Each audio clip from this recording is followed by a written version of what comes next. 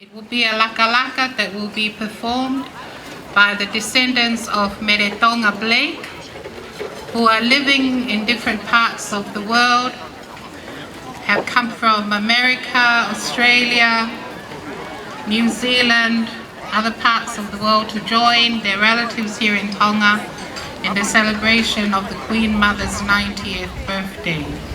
And this lakalaka was specially composed to honor this momentous occasion. E ho afio ka pehe ki tamai ki whare alo. Ko e lakalaka ko e ni, ko e lakalaka e whakamaka o Meretonga Pereki. Na nau ki nau tolu nau I Tongani, nau tolu na nau lava mai mei muri, ko hipe, ko e katoa, ko e whie kau ngā, whia, ko e au sia he taimi koe ni whehu hū. Aho no hiwa ngō furu tau. Ko e wāhenga, ko I tahine ko halai waru mohe o fu. Pas ki ai.